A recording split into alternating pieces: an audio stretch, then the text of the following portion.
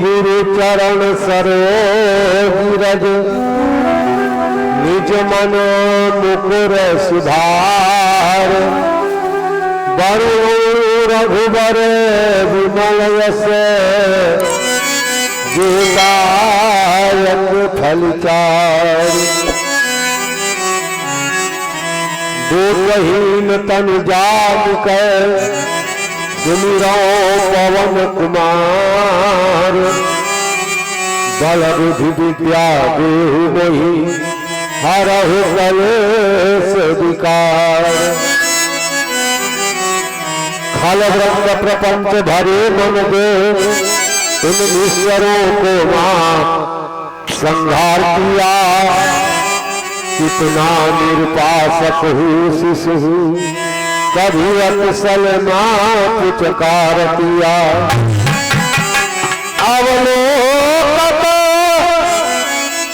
बालक सुत मुझे करमियालिए झुमकार किया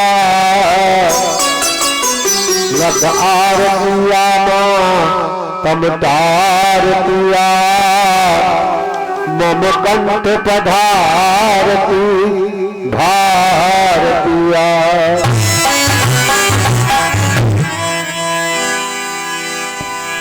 करुणा निधान रउआ जगत के दाता है करुणा निधान रउआ जगत के दाता है करुणा निधान रउआ जगत के दाता है करुणा निधान रउआ जगत के दाता है जगत के दाता है जगत के दाता है जगत के दाता है जगत के दाता है करुणा निधान रउआ जगत के दाता है करुणा निधान रउआ जगत के दाता है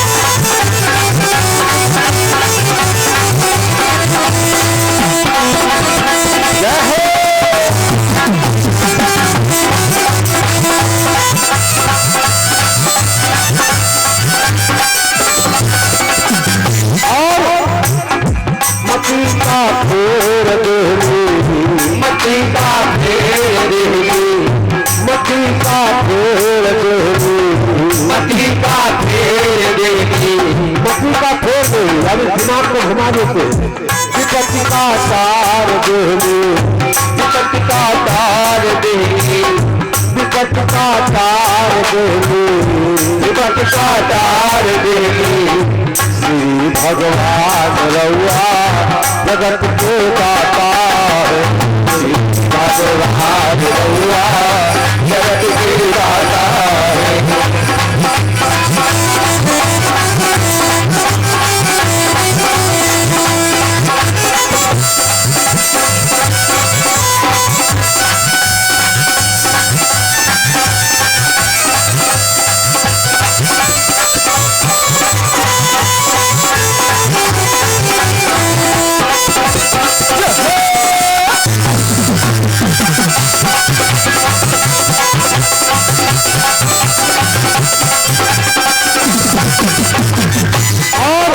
भगत की दुर्भर गई भगत की दुर्भर गई भगत की दुर्भर गई भगत की दुर्भर गई प्रेम से संग दिखौगी प्रेम से संग दिखौगी प्रेम से संग दिखौगी प्रेम से संग दिखौगी छोड़ पकवान रउआ छोड़ पकवान रउआ जगत के दाता है रउआ जगत के दाता है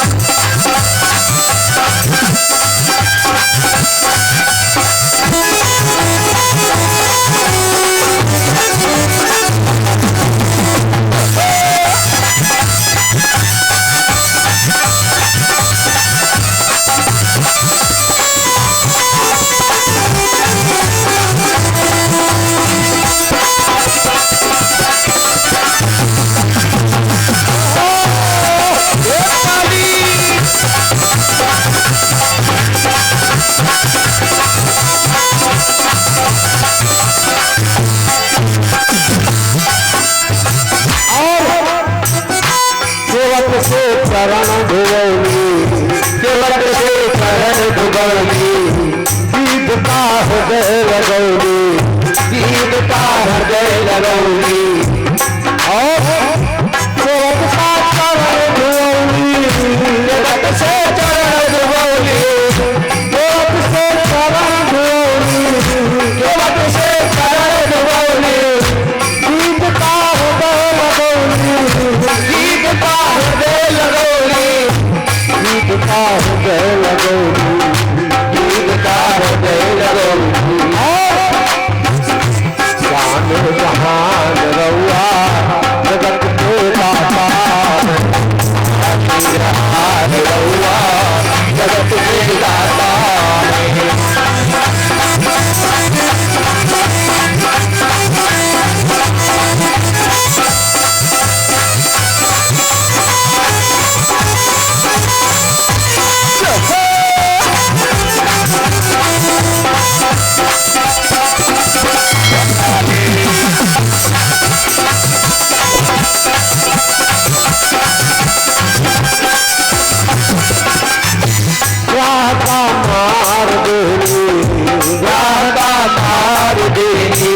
गज का उबार देली, गज का उबार देली, गाता मार देली, गाता मार देली, गज का उबार देली, गज का उबार देली, गज का उबार।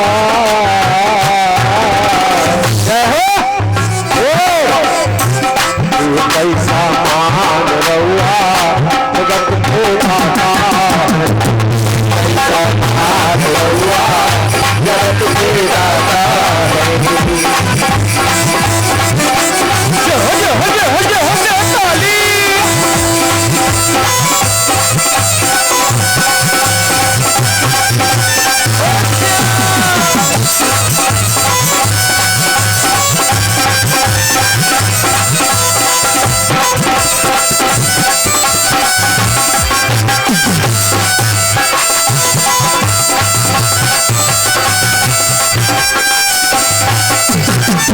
बोलिए बलवंत हनुमंत लाल की जय हो। हाँ भैया, रघुनंदन चौकीपुर गांव में भैया ये जो हमारे भैया संदेश राजपूत जी के माध्यम से जो ये भगवत कथा राम कथा का आयोजन चल रहा है, आज धीरे धीरे हम लोग उसके 5वें दिवस के अंतिम चरण की तरफ आ गए हैं।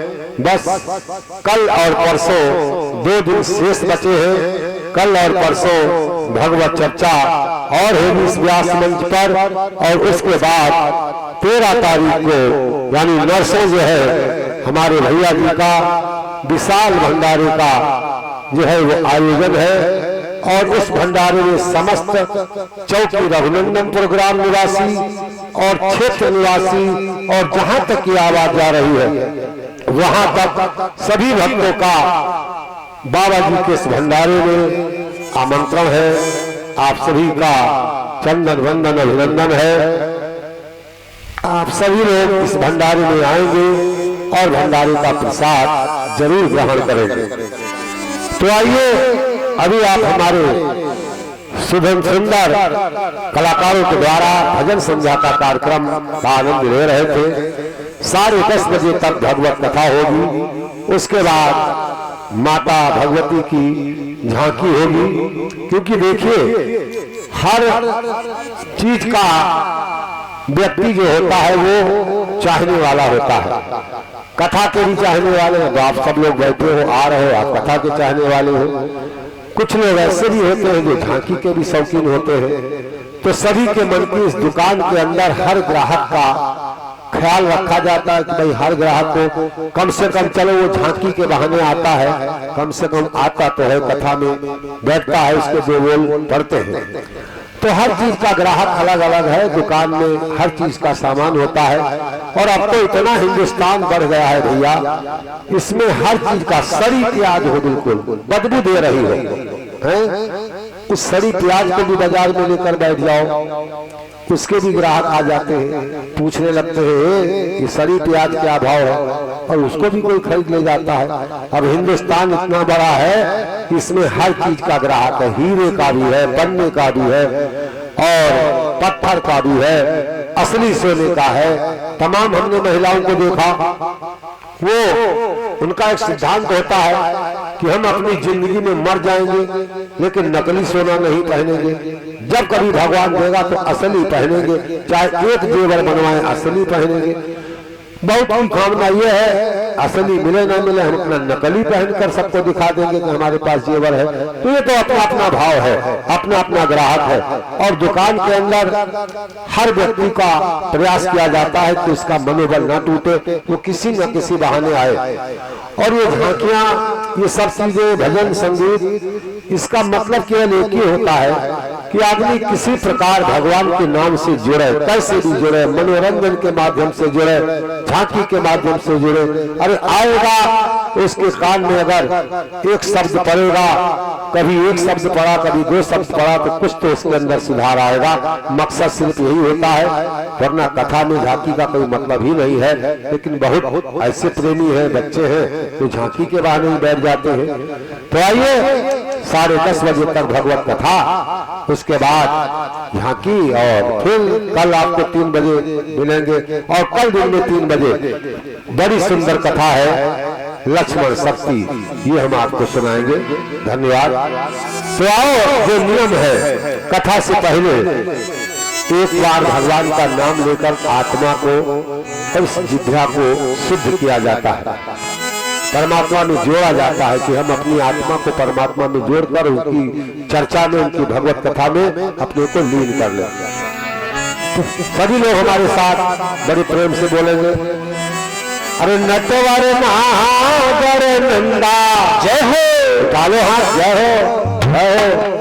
अरे नटवर नागर नंदा भजो मन गोविंदा, नटवर नागर नंदा भजो मन गोविंदा, नटवर नागर नंदा भजो मन गोविंदा, नटवर नागर नंदा भजो मन गोविंदा।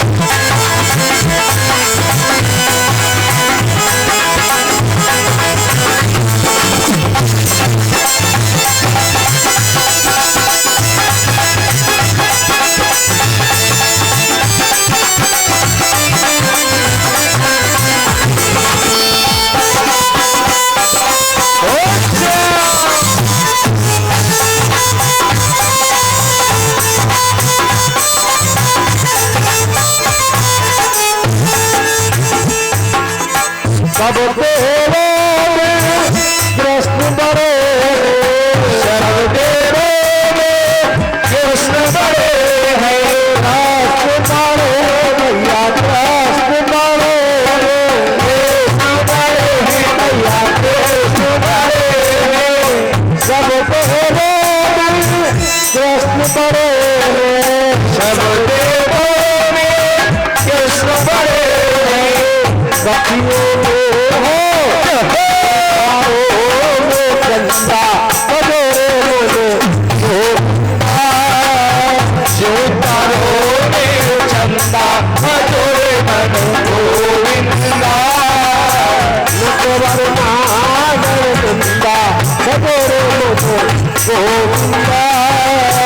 नटवर नागर नंदा बजोरे मन गोविंदा।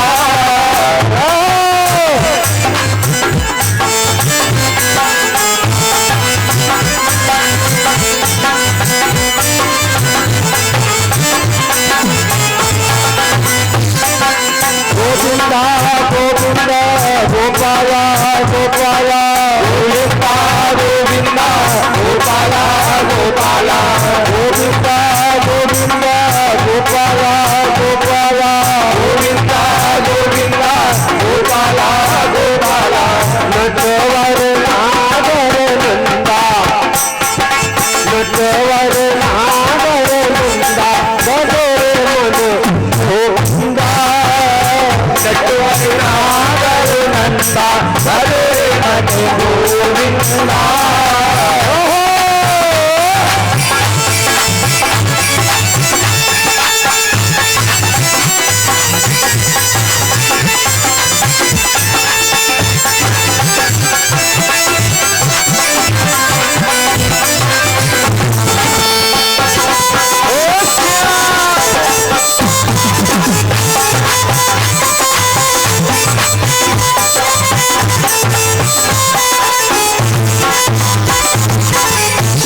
राजा रामचंद्र की जय। आओ भैया आपको आज बड़ी सुंदर कथा की तरफ ले चलते हैं। आज भगवान राम वन में नारद का दिया हुआ श्राप निभा रहे हैं। नारद का दिया हुआ श्राप और भगवान अपने भक्त की, चाहे वो अच्छी बात हो बुरी बात हो, गुस्से में हो शांति में हो प्रेम में हो, भगवान अपने भक्त की मर्यादा हमेशा रखते हैं। क्योंकि भगवान ने कहा है रामायण के अंदर कि मैं अपने भक्तों को कैसे रखता हूँ या मैं अपने भक्तों के प्रति कौन सा भाव रखता हूँ कि करहूं सदा तिनकी रखवारी और जिन बालक राखई महतारी। जैसे माँ जैसे माँ अपने बच्चे को पाल कर पोस कर संभाल कर रखती है, बचा कर रखती है, हर चीज से हर खतरे से बचा कर रखती है, तो भगवान कहते हैं जैसे एक माँ अपने बच्चे को बचा कर रखती है, मैं उसी प्रकार जो मेरे सच्चे भक्त हैं, सच्चे भक्त, देखो भक्त दो प्रकार के होते हैं, याद रखो भक्त दो प्रकार के, एक है भक्त और एक है बगुला भगत। कभी आपने बगुला भगत देखे? देखने में बड़े सुंदर बड़े अच्छे लगता है, कतई इनका दिल शीशा जैसा है, लेकिन मन के अंदर उनके इतनी गंदगी भरी होती है कि भक्त कहना भी उनको अच्छा नहीं लगता। कभी आपने बगुला भगत देखा है? बगुला, आपके यहाँ बड़े बड़े ताल हैं और इन ताल के आगे सफेद रंग के वो बगुले बैठते हैं जो मछलियां खाते हैं। तो बगुला तालाब के किनारे बैठ जाएगा, मछलियां आएगी, कहेंगी मामा, बगुला मामा एक पैर से काहे खड़े हो? तो कहेगा तुम्हें नहीं मालूम हम काशी जी से गुरमंत्र ले आए हैं और एक पैर पर खड़े खड़े माला जप रहे हैं, माला राम राम राम राम। तो मछलियां कहती है मामा अब तो तुमने हमको खाना भी छोड़ दिया होगा। तो कहता खाना हमने तुमको छूना छोड़ दिया। तो बेचारी भोली भाली मछलियां बगुला मामा की बातों में आ जाती है कि भाई खाना छोड़ दिया होगा। तो दो चार कहती नहीं छोड़ा नहीं होगा, तो दो चार कहती नहीं अब तो एक पैर पर खड़ा है माला जप रहा है, छोड़ दिया होगा, चलो पास में चलते हैं देखते हैं खाता है कि नहीं। और जैसे बेचारी हिम्मत करके और पास में आती है, बगुला तप से टोट मारता है, खा लेता है, फिर एक पैर से खड़े खड़े राम राम राम राम राम राम। तो कवि महोदय कहते हैं मन मैले उजले बगुला से, मन मैले उजले बगुला से,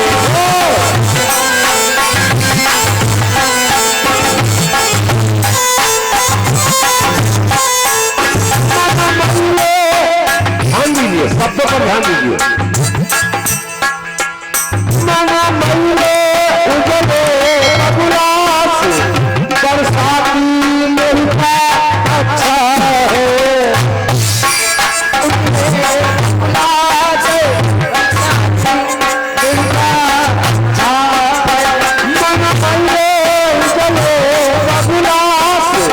बरसाती मिलता अच्छा है।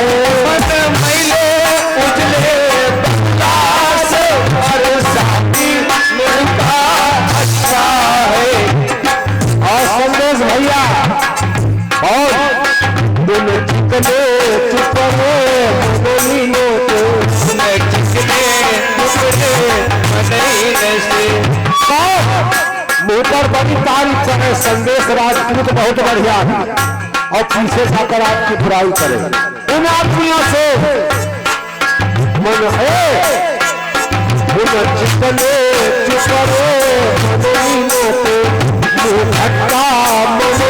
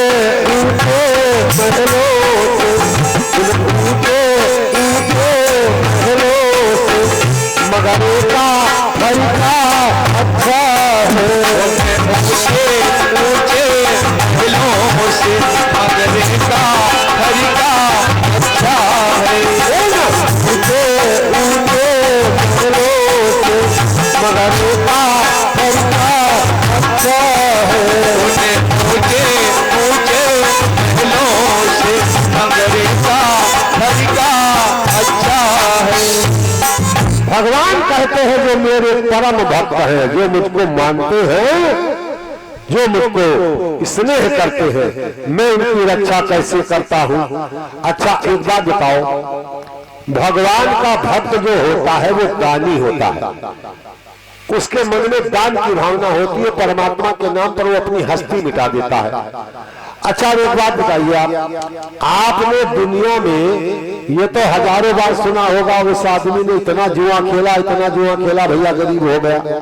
आपने ये भी सुना होगा उस आदमी ने इतनी शराब पी, इतनी शराब पी, सब कुछ बेच डाला, गरीब हो गया। आपने ये भी सुना होगा उस आदमी ने इतनी अय्याशी की, इतनी अय्याशी की, गरीब हो गया। क्या आज तक कभी आपने ये सुना है उस आदमी ने इतनी भागवत कथा कराई, इतना दान पुण्य किया, इतना भंडारा किया, ये सब करते करते बिल्कुल गरीब हो गया? भाई मैंने तो नहीं सुना। अगर आपने सुना हो तो जरा हाथ उठाओ।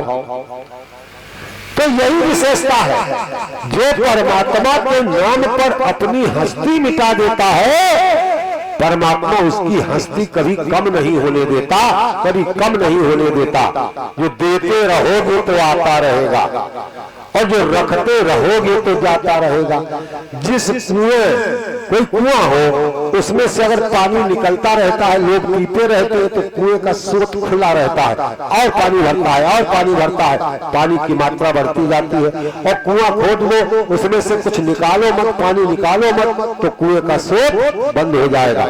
ऐसे ही देखिए, ये आपको मानना पड़ेगा, हम और आप अपने जीवन में बड़ा सोच समझ कर धन कमाते हैं, लेकिन फिर भी हमारे आपके जीवन में, हमारी आपकी कमाई में कुछ धन ऐसा आ जाता है जो अवैध होता है, अवैध होता है। तो कहा है कि अगर शरीर को शुद्ध करना है तो स्नान करो। आपका शरीर कितना भी खराब लग रहा हो, लेकिन जरा नहा लो 2 बाल्टी ठंडे पानी से, शरीर मस्त हो जाता है। शरीर को शुद्ध करना है तो स्नान करो, और मन को शुद्ध करना है तो ज्ञान प्राप्त करो। तो ज्ञान से शरीर, आत्मा ज्ञान से शुद्ध होती है। और धन को शुद्ध करना है तो दान करो। जितना भी आपने कमाया है उसका 10% हिस्सा दान करते रहो, धर्म के काम में लगाते रहो, आपका धन कभी कम नहीं होगा, ये याद रखो। क्योंकि धन धर्म के कार्य से ही शुद्ध होता है। और ये तो आप गारंटी ले नहीं सकते कि आप के कमाए हुए धन में कुछ धन खराब नहीं आता। हम लोग को ये भागवत कथा बांटते हैं, हम लोग भी ये मानकर चलते हैं कि हमारी कमाई में भी 10% हिस्सा कोई ना कोई अवैध आ जाता है जो नहीं आना चाहिए। और इसलिए हम लोग भी दान करते हैं। आप ये मत समझो, ब्राह्मण का काम है दान लेना और दान देना, और जो ब्राह्मण दान लेता है देता नहीं है, वो भ्रष्ट हो जाता है, बेकार हो जाता है, उसका परिवार बेकार हो जाता है। तो हम भी दान करते हैं। ये मैं समझ लो कि नवीन कुमार मिश्रा दान नहीं करते। अब हम ये आपको क्या बताने, कैसे करते हैं, कहाँ करते हैं, ये तो बेवकूफी वाली बात होगी, अपने आप मियां मिट्ठू बनना। लेकिन आप ये मानिए, हम भी दान करते हैं, क्योंकि हर व्यक्ति, अच्छा कोई किसान कहे, किसान दावा करे कि हमारा धन अवैध नहीं है, हम तो शुद्ध मेहनत का धन पैदा करते हैं, ये किसान की भूल है। किसान के धन में तो बहुत ही गड़बड़ धन आ जाता है। अब आप पूछो कैसे, किसान के धन में कैसे गड़बड़ आता है? आपके ऊपर कितना पाप लगता है। आपने अपना खेत जोता, ट्रैक्टर लगाया, फुल पर कर दिया, फुल कट कर दिया और घर घर जोतते चले गए, उसके नीचे कितना आप कत्ल करते हो, कितने केचुए, कितने सांप, कितने चींटी, कितने जीव जंतु आप कत्ल करके स्वाहा कर देते हो।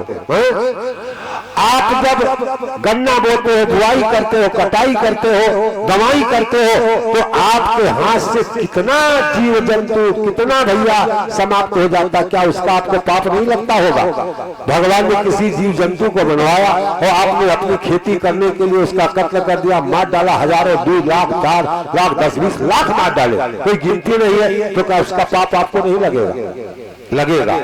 इसीलिए किसान के लिए पहले लोग क्या करते थे, पहले खलिहान लगाया जाता था और अनाज को घर में लाने से पहले सब लोग चंदा करके वहां सत्यनारायण की कथा सुना करते थे, भंडारा किया करते थे, भोजन कराया करते थे कि भाई जो भी पाप लगा है वो इस बहाने भगवान इसको क्षमा कर देना, ये हमारा धंधा है खेती करना, हमने जानबूझकर किसी का कत्ल नहीं किया, लेकिन अगर मृत्यु हो गई है तो हम ये दान पुण्य कर रहे हैं, इस बहाने हमारे परिवार पर, हमारी फसल पर आप कल्याण करना। तो जीवन में 10% आपका हिस्सा हमेशा धर्म में लगना चाहिए। कोई जरूरी नहीं है भागवत कराओ, कोई गरीब कन्या का विवाह हो रहा है, उसके पास पैसा नहीं है, उसकी शादी में लगा दो। कोई बेचारा गरीब है, लाचार है, उसकी बीमारी में मरा जा रहा है, उसकी बीमारी में लगा दो। कोई भूखा मर रहा है, कोई परिवार ढूंढे जा करके, अगर कोई परिवार भूखा मर रहा है उसका सहयोग कर दो, ये भी एक धर्म है। धर्म के कई तरीके हैं, आपको जो अच्छा लगे, कैसा भी लगे। किसी ने बड़ा बढ़िया कहा, इबादत है किसी नासाद को फिर साध कर देना, भैया साध कर देना। इबादत है किसी नासाद को फिर साध कर देना, फिर साध कर देना।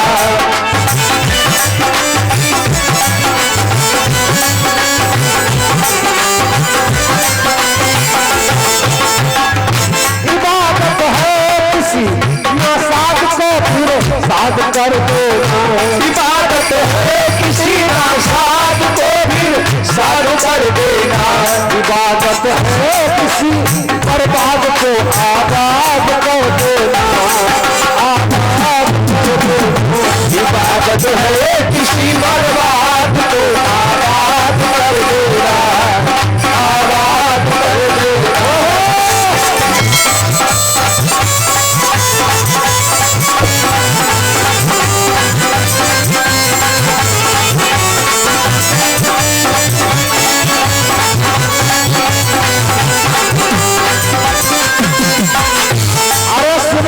घूमने निकलो, मॉर्निंग वॉक करने निकलो, मॉर्निंग वॉक। देखना घूमना सड़कों पे गलियों में, देखना घूमना सड़कों पे गलियों में, देखना घूमना सड़कों पे गलियों में, देखना घूमना सड़कों पे गलियों में।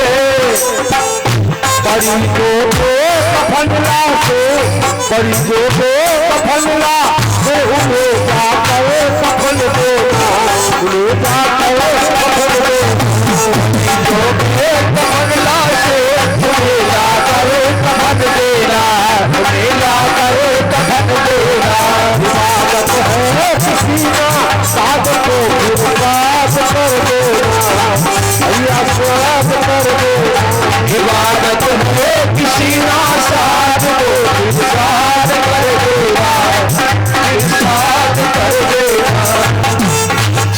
धर्म करने के कई तरीके हैं। आप माताएं बहनें बैठी हो, मैं आपको एक बहुत सस्ता और बहुत बढ़िया, कोई मेहनत नहीं है, बहुत सस्ता और बहुत बढ़िया एक धर्म करने का तरीका बता रहा हूं। और उसको आप करिए और करने के बाद कितने परसेंट आपके जीवन में बदलाव आता है, आपको प्रसन्नता मिलती है, तो आप फोन करके जरूर बताइएगा। आप जब अपने घर में सुबह भोजन बनाने चलती है, पता नहीं कितना आटा दाल चावल आपके हाथों से गिर जाता है, बेकार हो जाता है। आप कल से नियम बना लीजिए, आप अपनी रसोई में जब भोजन बनाने चलती हो तो मान लो आपको चावल बनाना है, दाल बनाना है, तो 2 मटके घर में बना लो या कोई बर्तन बना लो। जब अपने घर में रोटी बनाने चलो तो इतने से चावल उस मटके में डाल दो और थोड़ी सी दाल उस मटके में डाल दो। रोज ये नियम बना लो कि सुबह और शाम जब हमको रसोई बनानी है, रोटी बनानी है तो थोड़ा सा आटा, सब्जी बनानी है तो थोड़ा आलू बना रही है तो छोटा सा आलू डाल दो, उसमें दाल बना रही है थोड़ी सी दाल 1 चुटकी डाल दो, एक बर्तन में चावल बना रही है तो 1 चुटकी चावल डाल दो। और जब वो 1 किलो 2 किलो 4 किलो इकट्ठा हो जाए तो उसको किसी ऐसी जगह पहुंचा दो, किसी मंदिर में अगर कोई बाबा है उसके यहाँ पहुंचा दो, कोई मंदिर में अगर कोई पुजारी है उसके यहाँ पहुंचा दो, या कोई आपके अड़ोस पड़ोस में कोई गरीब आदमी है उसको बुलाकर दे दो, भैया लो इसको जाकर खाओ। ये आपका बहुत बड़ा दान होगा, बहुत बड़ा। क्यों? आपका चुटकी चुटकी इकट्ठा किया हुआ दान और जब किसी के शरीर में जाएगा, उसकी आत्मा को प्रसन्न करेगा तो परमात्मा आप पर जरूर प्रसन्न होगा। ये भंडारा क्यों किया जाता है, कभी आपने विचार किया भंडारा क्यों किया जाता है? भंडारा कोई जरूरी नहीं है कि आज, अरे अब तो जमाना बदल गया, अब पूरी सब्जी का कोई शौकीन नहीं रह गया, भंडारे में पूरी सब्जी बनती है। हर गरीब आदमी ठेलिया चलाने वाला भी अपने घर में पूरी और सब्जी खाता है, बढ़िया खाता है। तो जरूरी नहीं कि आपका भंडारा खाने आएगा, लेकिन ये भंडारा क्यों किया जाता है? भंडारे का एक महत्व है। और मैं आपको एक बात बता दूं, भगवान का भी महत्व है। कहा है हाथ कंगन को आरसी क्या और पढ़े लिखे को फारसी क्या। हम तो उस चीज को कहते हैं, हम सुनी सुनाई बात नहीं कहते, हम जिसको जिंदगी में आजमा लेते हैं ज्यादातर हम यही बात कहते हैं। आप लोगों को आजमाना है कि भगवान क्या होता है या भगवान का नाम क्या होता है। जिस चीज से भगवान का नाम जुड़ जाता है उसका कुछ स्वाद ही अलग हो जाता है। कभी भी आप देखिए, एक मिठाई की दुकान से आप 250-250 ग्राम के 2 डिब्बे पैक करा लो, 250 ग्राम एक डिब्बे में, 250 ग्राम एक डिब्बे में, एक ही मीठा। अगर आपको बर्फी लेनी है तो 250 ग्राम एक डिब्बे में बर्फी पैक कराओ और 250 ग्राम एक डिब्बे में पैक कराओ, तो दोनों डिब्बे लेकर आप आ जाओ। और तुम्हारे घर में जो भी भगवान का स्थान बना हो, जो भी आप जिस देवी देवता को मानते हैं, कोई जरूरी नहीं है कि एक ही देवता को, आप जिस देवी देवता को मानते हैं और जहां पर आपके घर में भगवान का स्थान है, उसमें से एक डिब्बा निकालो, डिब्बा खोलकर भगवान के आगे रख दो, उसमें एक तुलसी का पत्ता डाल दो और भगवान का हाथ जोड़कर प्रार्थना करो कि प्रभु ये मैं प्रसाद आपको स्वीकार कर रहा हूँ, आप इस प्रसाद को स्वीकार करो। उस डिब्बे को ले आओ और एक डिब्बा जो दूसरा रखा है उसमें को खोलो और किसी एक आदमी को बुलाओ, पहले उसको उस डब्बे का मीठा खिलाओ जिसकी आपने पूजा नहीं की है, और फिर उसके बाद जिसकी तुमने पूजा की है उस बर्फी को खिलाओ। दोनों के टेस्ट में बहुत बड़ा अंतर होगा, बहुत बड़ा। तुम खुद खा के देख लो, 2 डिब्बे लाओ, एक भगवान को भोग लगा दो और फिर उसका मीठा खाओ, और एक बिना भोग वाला एक ही दुकान का होगा, एक ही हलवाई का होगा, एक ही कारीगर का होगा, लेकिन जो चीज भगवान के निमित्त निकल जाती है वो भगवान का प्रसाद हो जाता है, उसका टेस्ट ही अलग हो जाता है। ना मानो कल मंगा के खा के देखना। रसोई घर ले लो आप, एक महिला रसोई बनावे, दूसरी महिला रसोई बनावे। एक महिला रसोई का खाना बना करके थोड़ी सी आग लेकर अपने खाने को थोड़ा सा भगवान को भोग लगा दे, एक तुलसी का पत्ता लेकर पूरे भोजन में मिला दे, और दूसरी महिला ऐसे ही बना दे। दोनों का भोजन खाओ, दोनों के भोजन के स्वाद में अंतर होगा। ये मेरा चैलेंज है, बताओ ये है भगवान की। अब भंडारा क्या है? भंडारे का आनंद ही अलग है। और ना मानो 13 तारीख को यहाँ भंडारा होगा, इसमें हमारे ऐसे ऐसे भैया लोग बैठे हैं जो करोड़पति है, अरबपति है, भगवान ने उनको ऐसा दे रखा है कि उनके यहाँ एसी लगी होगी, कूलर लगे होंगे, हैं, वो डबल बेड के गद्दे पर मौज से एसी के कमरे में बढ़िया भोजन करते होंगे।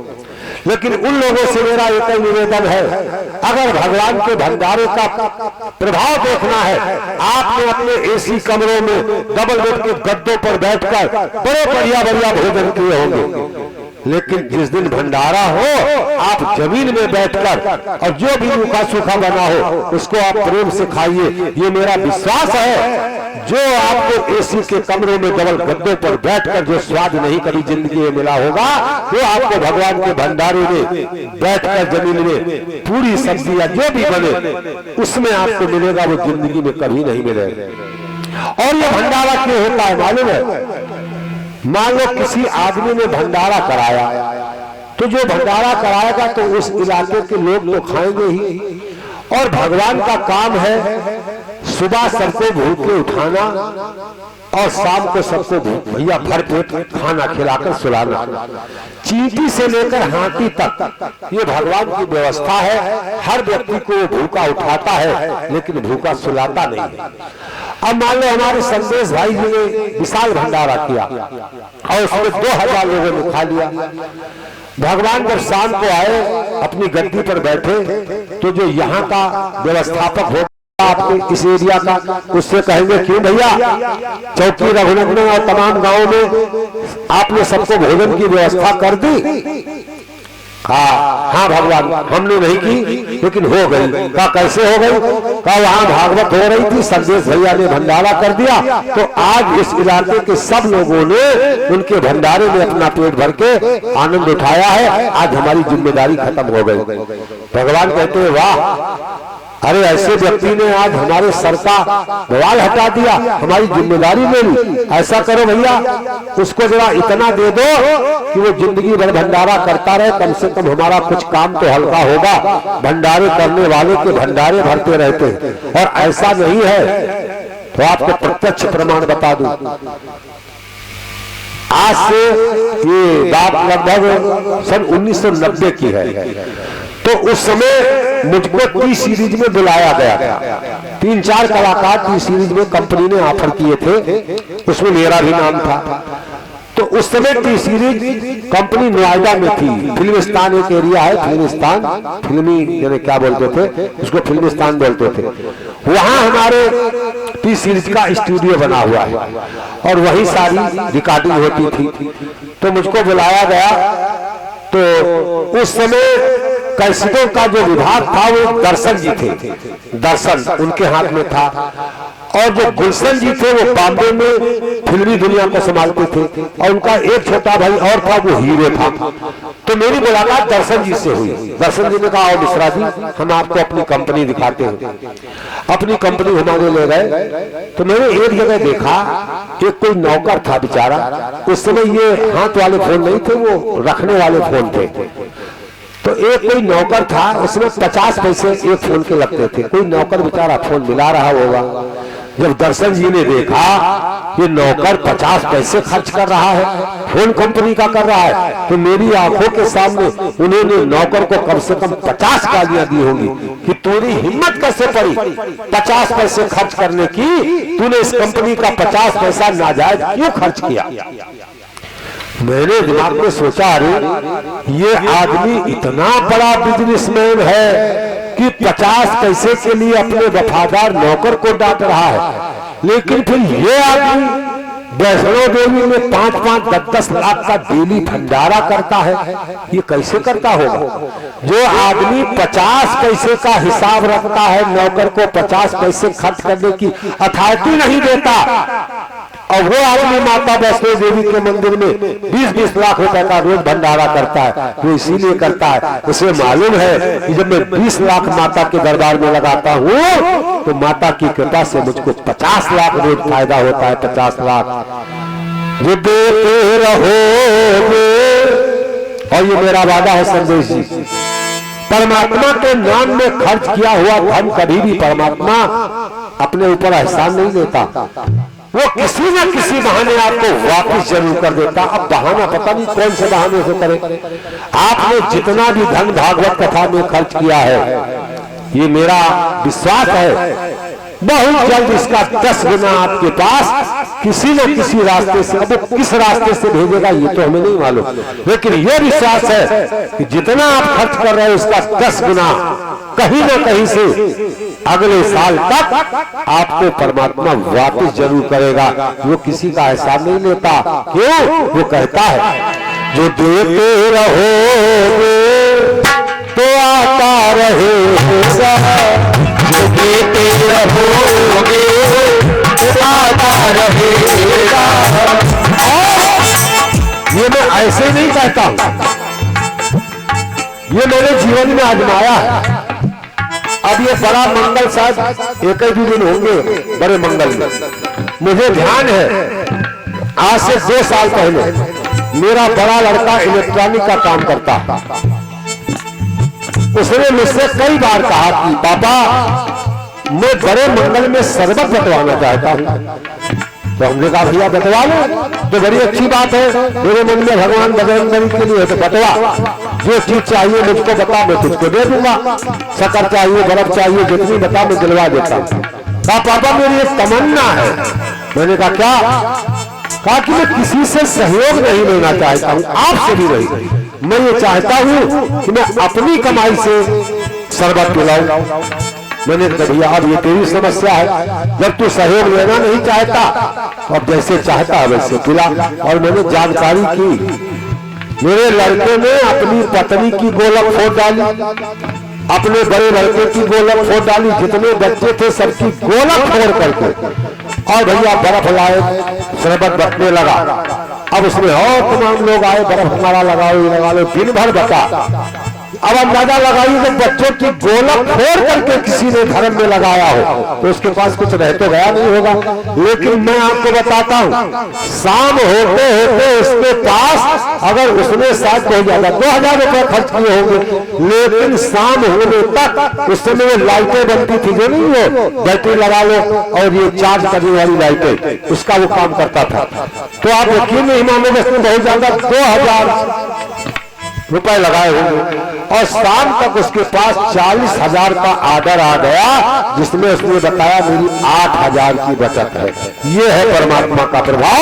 जो देते रहोगे तो आता रहेगा, जो देते रहोगे तो आता रहेगा, जो देते रहोगे तो आता रहेगा, जो देते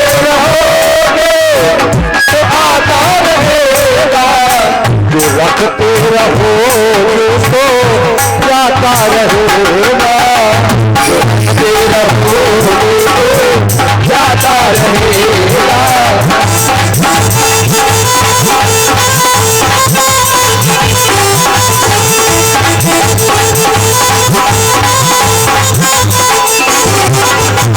तो भगवान कहते हैं कि करऊं सदा तिनकी रखवारी और जिन बालक राखई महतारी। आज भगवान नारद का दिया हुआ श्राप निभा रहे हैं, और नारद ने भैया कौन श्राप दिया था? हे भगवान तुमने हमको विश्वमोहिनी कन्या के वियोग में तड़पाया है, रुलाया है, बंदर की शकल आपने दी है। जाओ भगवान हम आपको श्राप दे रहे हैं। श्राप कौन सा? कौन सा श्राप? अरे नारी की राहत तुम हो दुखारी,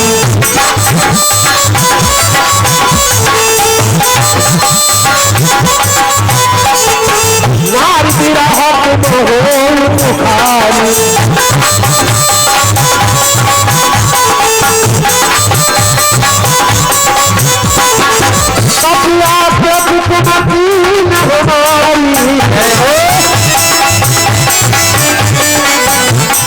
कारी है किस सहाय तुम्हारी,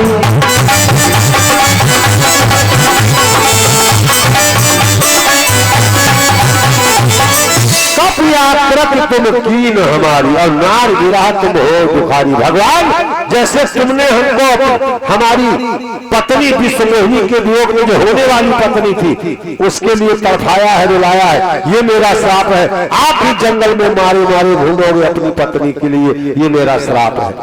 और आज भगवान नारद का दिया हुआ श्राप निभा रहे हैं। सीता रावण चुरा कर ले गया है, सीता को ढूंढ रहे हैं और दुनिया को बता रहे हैं कि एक पति को अपनी पत्नी से कितना प्रेम करना चाहिए।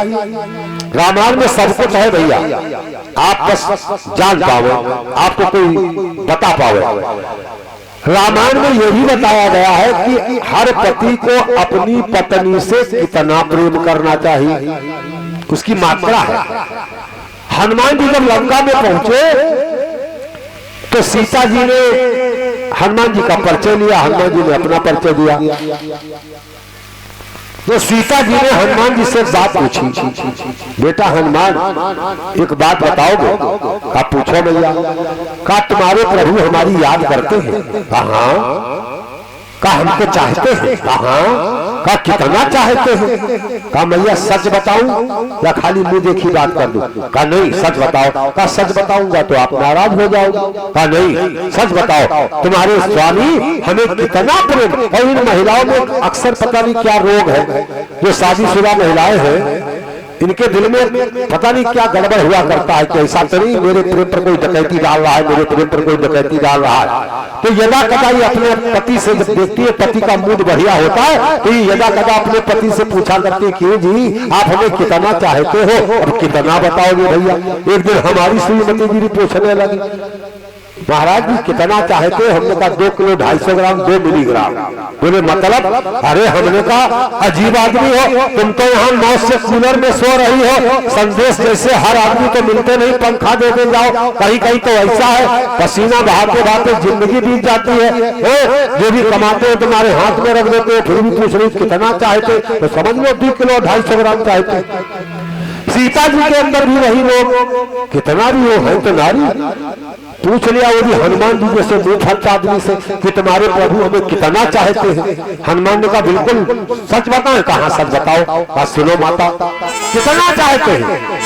अरे सुना जननी जनी मानहु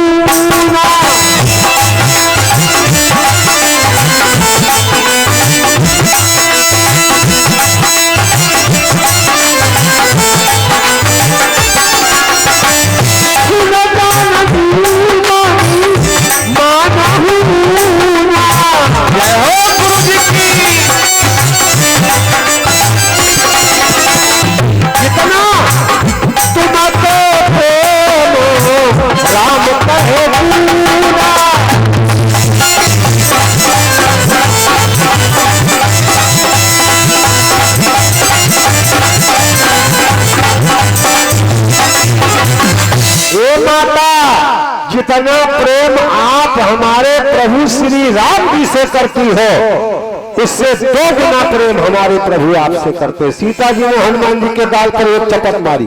क्यों? तुझको कैसे मालूम पड़ गया?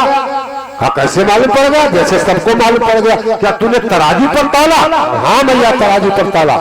कौन तराजू था? मन का तराजू। बात कौन थे? भाव के बात।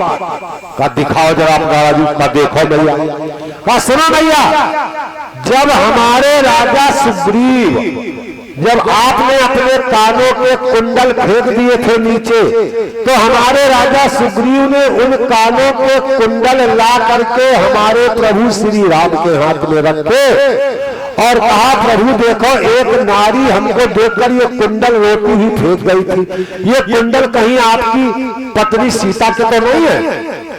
प्रभु राम ने जब उन कुंडलों को देखा ये तो सचमुच सीता के हैं। हमारे प्रभु रे माता उन कुंडलों को देखकर घंटों आंसू बहाते रहे, बहुत रोए। हमारे प्रभु ने जब आपकी कुंडलों को देखा तो बहुत रोए, लेकिन जब हमने उन प्रभु की अंगूठी आपके हाथ में दी तो आपने हमारे प्रभु की अंगूठी को देखकर एक भी आंसू नहीं गिराया। इससे हम जान गए कि हमारे प्रभु आपको दुगना चाहते हैं। रामायण की चौपाइयों में देख लो, भगवान राम सीता को ढूंढ रहे हैं, यहां भी ढूंढना चाहते हैं। कैसे? सीता जी जब राम से अलग हुई, रावण चुरा कर ले गया, तो सीता जी राम के वियोग में कितना रोई है? 3.5 चौपाई में, 3.5 चौपाई में। हाँ लक्ष्मण तुम्हारा नहीं होता,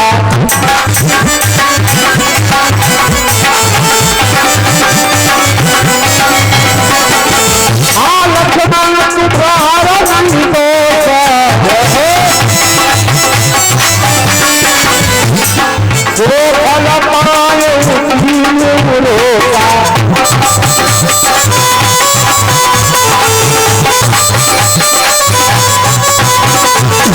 सीता जी जब राम से अलग हुई है भैया तो 3.5 चौपाइयों में रोई है, और प्रभु राम सीता के वियोग में 7 चौपाइयों में रोए हैं, 7 चौपाइयों में। और 3.5 का दूना होता है 7। भगवान राम 7 चौपाइयों में रोए और दुनिया को बताया है कि पति को पत्नी से कितना प्रेम करना चाहिए। अच्छा एक बात बताओ भैया, आज के जमाने में हर आदमी ये चाहता है कि हमारी पत्नी सीता और सावित्री जैसी हो। अच्छा कितने लोग हमारी कथा में बैठे हो जो ये नहीं चाहते हैं कि तुम्हारी पत्नी सीता और सावित्री जैसी पवित्र हो? हाथ उठाओ तुम लोग भैया, इधर वाले शादीशुदा नहीं चाहते हो? चाहते हो? ये भी चाहते हैं कि इनकी पत्नी सीता और सावित्री जैसी हो।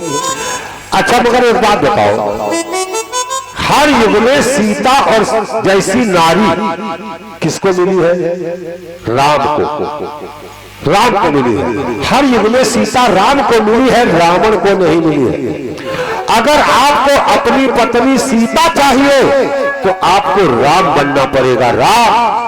और खुद तो आप अपने आप को रावण बनाए हो, वहां की सीता चुरा लिए आ रहे हो, वहां की सीता चुरा लिए आ रहे हो, और कहते हो हमारी पत्नी हमको सीता मिल जाए, कभी नहीं मिलेगी। हर युग में सीता राम को मिली है, रावण को नहीं मिली है। बताओ अब आप कहोगे राम का स्वभाव सीता के प्रति क्या था जो राम ने किया? क्या आप करते हो? जिस समय सीता और राम का विवाह होकर आया अयोध्या में, जब सीता और राम की प्रथम मुलाकात होनी थी, तो प्रथम मुलाकात में हर पति अपनी पत्नी को कुछ ना कुछ उपहार देता है। कोई सोना देता है, कोई गले का हार देता है, कोई कपड़ा देता है, कोई रुपए देता है, वगैरह वगैरह। प्रभु राम और सीता की जब मुलाकात हुई तो प्रभु राम ने कहा ए सीते, आज हमारी तुम्हारी प्रथम मुलाकात हो रही है और आज हमें तुम्हें कुछ ना कुछ उपहार देना है।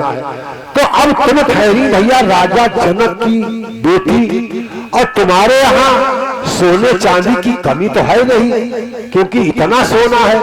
हमारे अयोध्या के जितने बाराती तुम्हारे यहाँ गए, महाराज दशरथ ने उनके यहाँ जितने पत्तलें लगाई बारातियों के आगे, उन पत्तलों को जोड़ने के लिए सोने की कीलें लगी थी। ये तो बढ़िया थे, अयोध्या के बाराती थे। और कहीं होते चौकी रघुनंदनपुर के बाराती, राम की बारात में जिसमें सोने की कीलें पत्तलों में लगी थी, तो कहते यार रोटी तो रोज मिलेगी, पत्तलें चुरा चुरा जेब में धर लो, घर में कीलें निकाल लेंगे, कम से कम 150 ग्राम सोना तो मिल जाएगा। कहा तुम्हारे पिताजी ने हमारे बारातियों के यहाँ वो पत्तल डलवाई जिसमें सोने की कीलें लगी थी। ये लिखा है रामायण में। सागर पार लगे पनवारे, कनक कील मारी परम समान।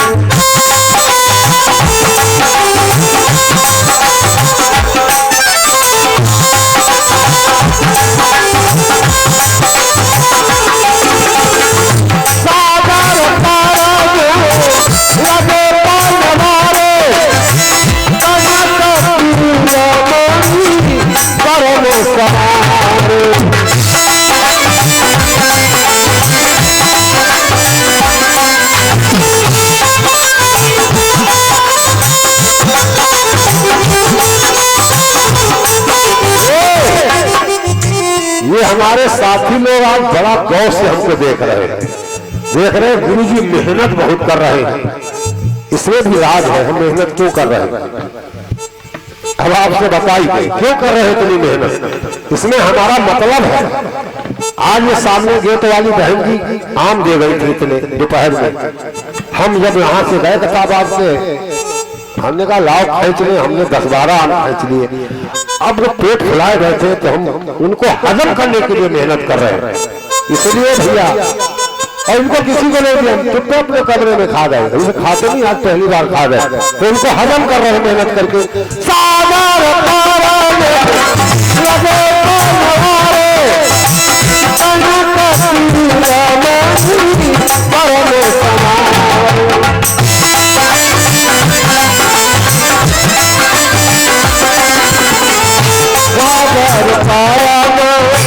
लगे पगवारे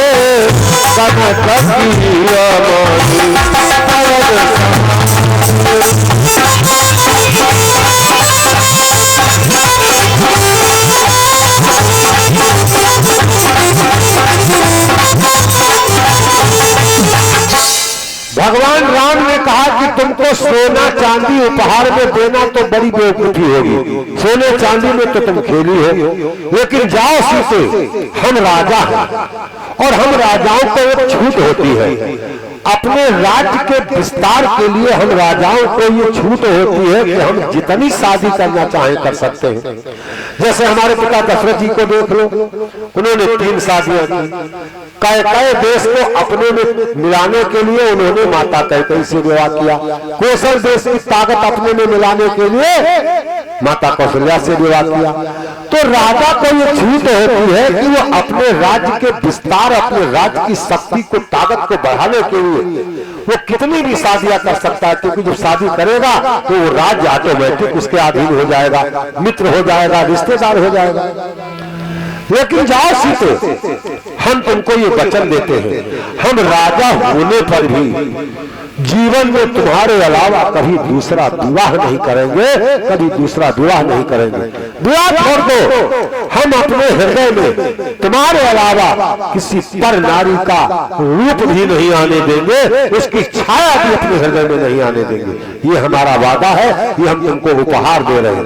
अगर यही भाव आपका है तो आपकी पत्नी आपको सीता मिलेगी, और अगर ये भाव नहीं है तो सीता आपको कैसे मिल जाएगी बताओ।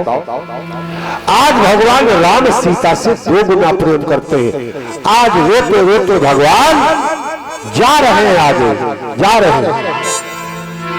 मेरी प्यारी तुसी कहाँ हो गई, मेरी प्यारी तुसी कहाँ हो गई, मेरी प्यारी तुसी कहाँ हो गई, मेरी प्यारी तुसी कहाँ हो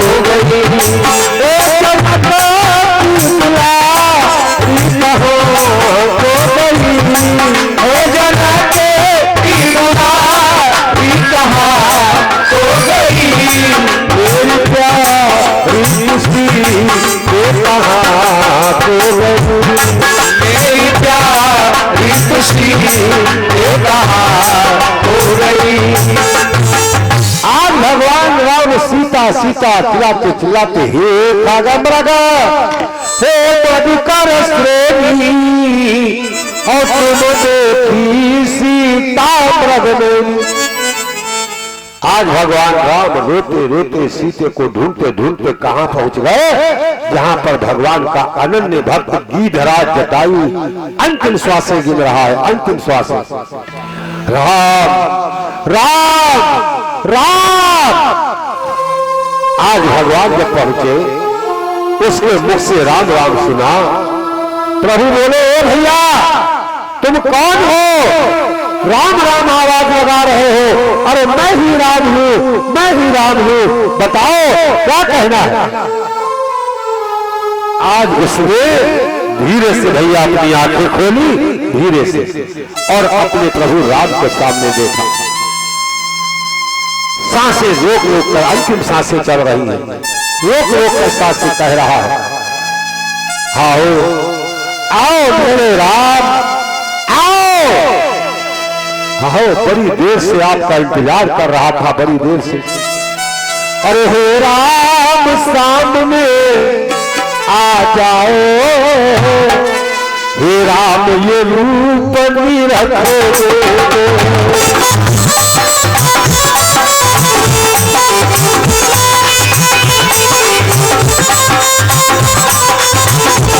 हे राम सामने आ जाओ,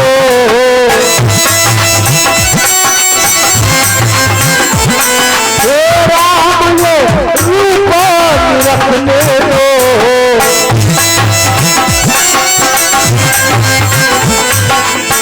अरे हे राम सामने आ जाओ, हे राम ये रूप निरख दो।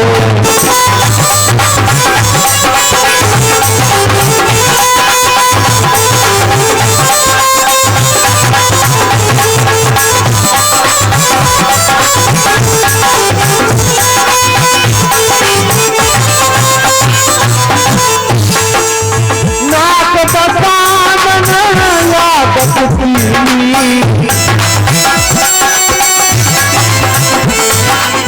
नाक बसानन यादत की,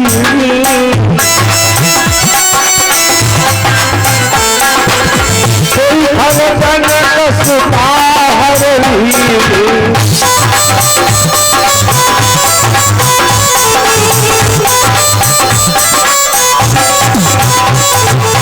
नाथ दसानन यादत कीनी, और कोई खल जनक सुता हरली।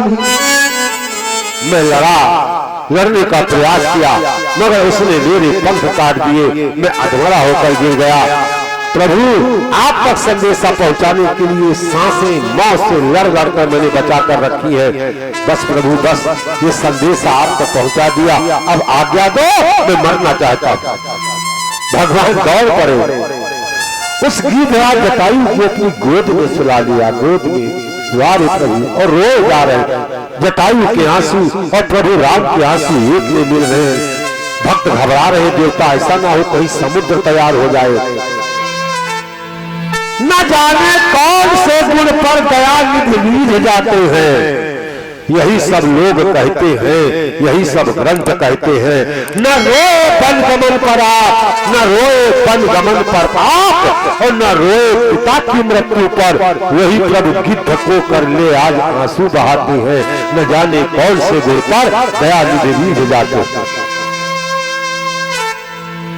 आज जटायु कहने लगा, प्रभु मैंने आप तक ये सूचना पहुंचा दी, अब बस आज्ञा दो, आज्ञा दो, अब मैं जाना चाहता हूं। प्रभु तड़प उठे प्रभु, जब जटायु ने कहा मैं जाना चाहता हूं प्रभु, बस आज्ञा दो। प्रभु क्या बोले, वाह कौन सा शब्द प्रयोग कर दिया आज इस मांसाहारी जीव के लिए प्रभु राम ने। अरे राम कहा तनु राखऊ ताता,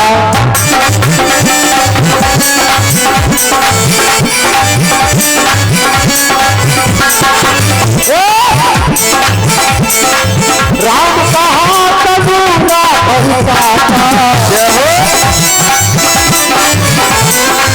राम कहा तनु राखऊ ताता।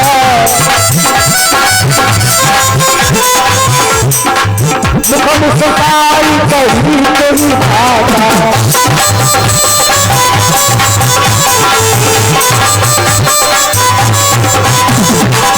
राम कहा तनु राखऊ ताता। गिद्धराज जटायु को भगवान क्या कहते हैं, तात, और तात का मतलब होता है पिता। पिता का प्रायवाची शब्द है तात। आज भगवान कहते ताता, अरे पिताजी अभी नहीं जा सकते हो, अभी नहीं जा सकते हो। यहाँ पर शंका पैदा होती है।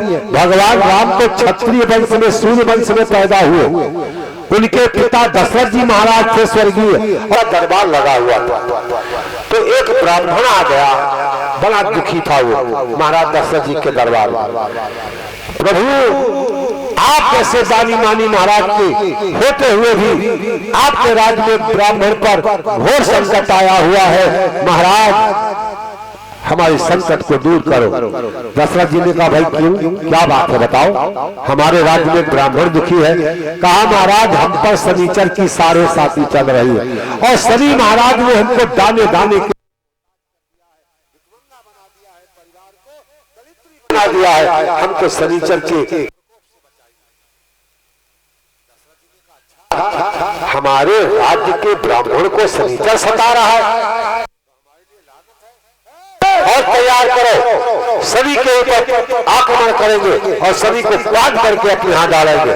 जब शनि बंधा होगा तो हमारे राज्य में किसी पर प्रकोप नहीं करेगा। भैया शनि लोग के ऊपर आज आक्रमण किया। उधर शनि ने देखा ऊपर बैठे बैठे, अच्छा दशरथ हमसे मुकाबला करने आए। और शनिचर जानते हो कितना बड़ा भैया खतरनाक ग्रह है, बहुत खतरनाक है। जिसके ऊपर आता है 7.5 साल रहता है और हर राशि पर आता है, इसका चक्र चलता रहता है। 2.5 साल सिर पर, 2.5 साल पेट पर, 2.5 साल पैर पर। जब 2.5 साल सिर पर रहता है तुम्हारी ऐसी बुद्धि घुमाएगा, सोचोगे यहाँ फायदा होगा वहां घाटा हो जाएगा, गलत काम करोगे, तुम्हारी नाश लगा देगा। 2.5 साल पेट पर आएगा, ऐसी पथरी है जो कौन कौन रोग पैदा करेगा, ऑपरेशन करवा कर भिकमंगे करना देगा। और जब पैर पर आएगा ऐसा दौड़ाएगा, ऐसे मुकदमे तोलवाएगा, तुम्हारी सत्यानाशी लगा देगा। अगर शनिचर किसी से घबराता है वो है सिर्फ हनुमान जी, समझ लो आप। हनुमान जी से तो डरता है क्योंकि उसने कह रखा है जहां पर हनुमान जी की माला जपी जाएगी, पूजा होगी, वहां नहीं जाएंगे, वरना किसी को छोड़ेंगे नहीं। तो हनुमान जी से डरता कैसे है।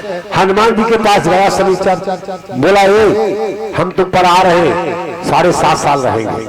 हनुमान ने कहा अच्छा हम पर आ रहे हो, कहाँ कहाँ रहोगे। कहा 2.5 साल सिर पर, 2.5 साल पेट पर, 2.5 साल पैर पर। हनुमान ने कहा 2.5 साल रहोगे सिर पर तो आ जाओ। शनिचर आ गया हनुमान जी के सर पर, बोले 2.5 साल रहोगे, बोले हाँ। अच्छा ठीक। हनुमान जी ने जय श्री राम कहकर एक बहुत बड़ा पहाड़ उठाया और उठा के अपने सर के ऊपर रख लिया। अब नीचे शनिचर जब दबने लगा तो चिल्लाने लगा, ए हनुमान ये क्या कर रहे हो, मेरे ऊपर इतना बड़ा पहाड़ क्यों रख रहे हो। कहे चुप रहो, ये सर हमारा है, तुम सर पर बैठना चाहे तो बैठो, हम चाहे पहाड़ रखे या पत्थर, तुमसे क्या मतलब, काम में मर जाऊंगा, अरे हटाओ इसको। हनुमान ने कहा नहीं हटाऊंगा, तुम अपनी मर्जी के मालिक हो, हम अपनी मर्जी के मालिक। अरे कहा हटा लो, मर जाएंगे, तुम्हारा नाम जो जपेगा उसके करीब नहीं आएंगे। हनुमान जी ने हटा दिया। हनुमान जी की जो भी पूजा करता है उसके ऊपर शनि का प्रभाव नहीं पड़ता, ये याद रखना।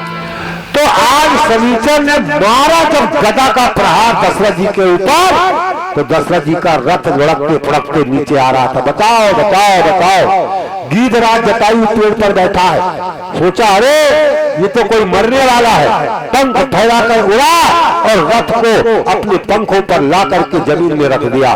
महाराज दशरथ उसमें से निकले, गीधराज के हाथ जोड़े, है गीधराज हम तुम्हारे आभारी हैं, आज हमारे प्राणों की रक्षा तुमने की है, प्राण दान दिया है, जाओ ये दशरथ के प्राण आज से तुम्हारे हैं, गले लगाया, आज से तुम हमारे सच्चे मित्र हो, जब कभी हमारी जरूरत पड़े हमें याद करना, ये प्राण आज से तुम्हारे। मित्रता हो गई। और दशरथ जी ने एक वादा किया गीधराज से, जाओ जटायु तुम पक्षी योनि में पैदा हुए हो लेकिन तुम्हारी मित्रता मुझसे हुई है, मैं तुमसे वादा करता हूं कि जब मेरे कोई संतान होगी और जब संतान होगी तो मैं तुम्हारा अंतिम संस्कार आदमियों जैसे करवाऊंगा और अपने बड़े बेटे से करवाऊंगा, ये मेरा वचन है। और भगवान राम जानते हैं कि एक तो ये हमारे पिताजी का मित्र है इसलिए हमारा पिता है, और दूसरे ये भी जानते हैं पिताजी ने इसको वचन दिया है इसका अंतिम संस्कार हमको करना है। और भैया जिसका अंतिम संस्कार होता है और जो अग्नि देता है तो अग्नि देने वाला बेटा होता है, और अग्नि देने वाला जिसको अग्नि दी जाती है वो उसका पिता होता है। ये संबंध है कि बेटा ही बाप को अग्नि देता है। तो जानते हैं राम कि मैं इसको अग्नि दूंगा, ये मेरा पिता तो हो ही गया, क्योंकि मैं इसका बेटा हो गया, मेरा पिता हो गया। इसीलिए कह रहे हैं राम कहा तनु राखहु बाप,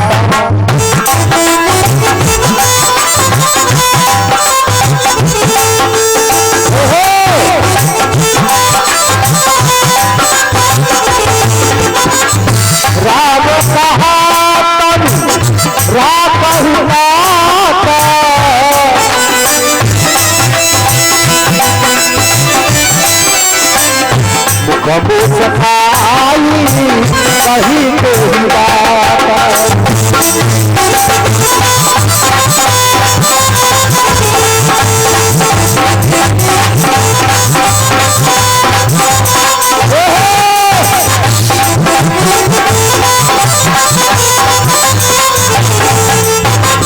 भगवान ने कहा नहीं तात, अभी नहीं जा सकते हो, अभी नहीं जा सकते हो।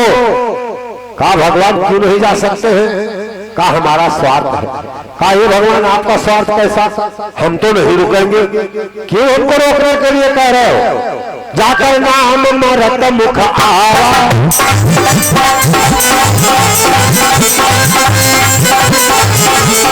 जाकर नाम मरत मुख आवा,